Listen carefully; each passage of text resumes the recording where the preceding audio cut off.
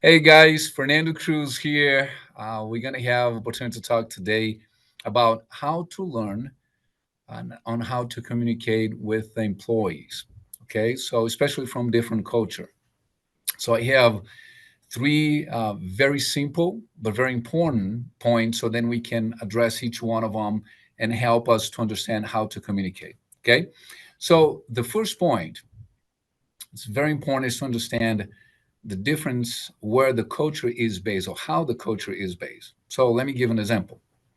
American culture is based in pride, right? So we have a lot of pride in what we do. And if one of our bosses come to us and say, hey, Fernando, you're not doing a good job. You need to do this better.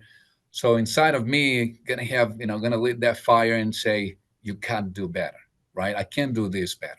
And because I have pride in what I do, I'm gonna go and show to everybody else how great I can be and how I can do this, right? So very simple, very direct, very based on pride. Latino culture for another, on the other hand, is based on shame.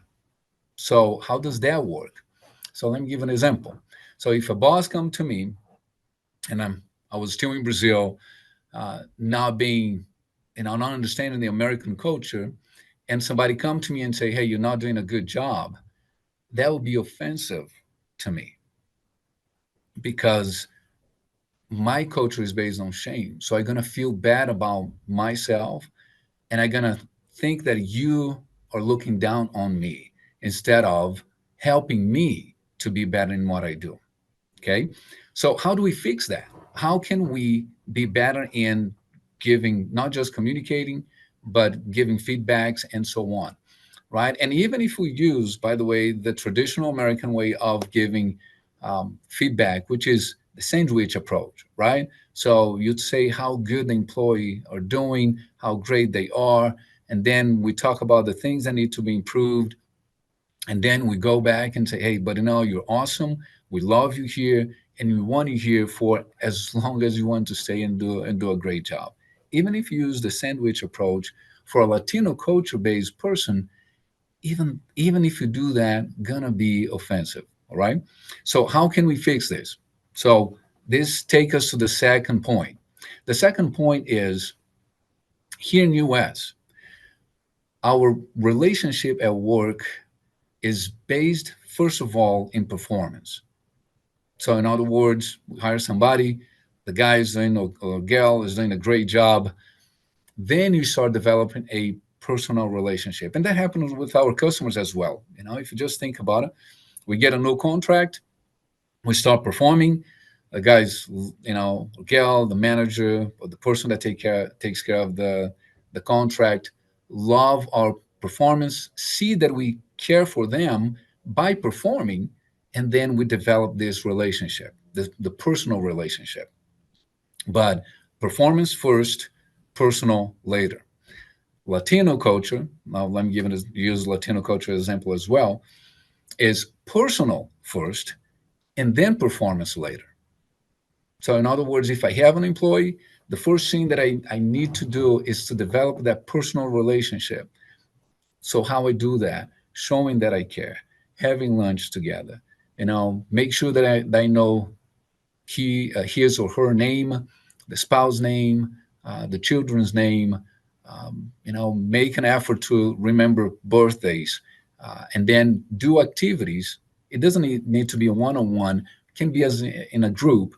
Do activities where we can bring people together, and then work in one-on-one on names, birth dates, and so on. Right. So once you create that personal relationship, then you can start talking about performance, and then you can talk about you need to do a better job here or there, and so on.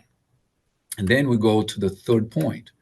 The third point is how we conduct our conversation and instructions. Our American culture, we are very low context in our conversation and instructions. So what does that mean? Means that when I ask you to do something, you're going to go there and I'm going to come to you and say, hey, I need you to do this. That's it. Or if you ask me how was my day, I usually gonna come to you and say, hey, it was great, right? Very direct, very low context. So, and we need to understand how our employees, they like to communicate. Going back to the Latino example, if you ask somebody in a Latino culture, how was your day?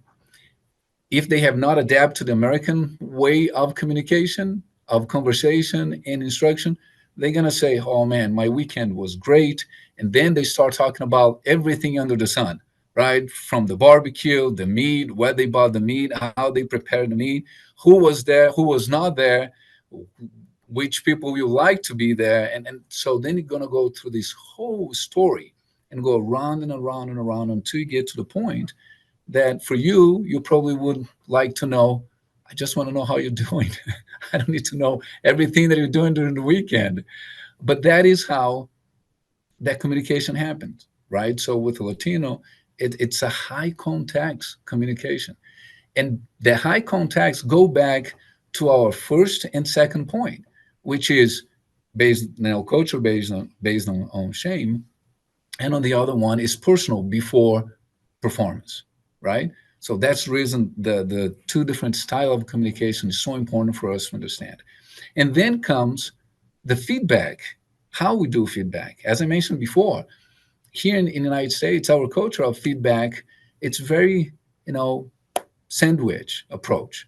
We say how good the person is, all the great things the person is doing most of the time, and then we say what needs to be improved, but then we finish with a positive feedback. In the Latino culture, it's straightforward. It's as low context as possible. So, in other words, if I see somebody not doing a good job, I'm going to go straight up and say, hey, you're not doing a good job. You need to do this better. Now you see how the communication style, it's totally opposite, from American culture and a Latino culture. So that's so important for us to understand how our employees communicate and what is that style of communication. But now you can come to me and say, but hold on. If a Latino likes a direct feedback, why, at the beginning, the first topic, the first point, I'm sorry, when you're talking about, hey, we need the culture is based on shame, why I could not tell them, hey, you're not doing a good job, and they would feel bad about it. Well, because of the second point. So we need to make sure that we develop that personal relationship first, and then we're going to be able to be direct in our feedback, and they won't feel ashamed of that performance because they understand we care for them first. So as you can see, these 3 points of, first of all, understand where the culture of our employees is based on, and I'm using the Latino culture. In most of our states here in the US, we have a lot of Latino employees, but this can be used for any walk of life, right? We need to understand where the culture is based. It's based on pride, it's based on shame.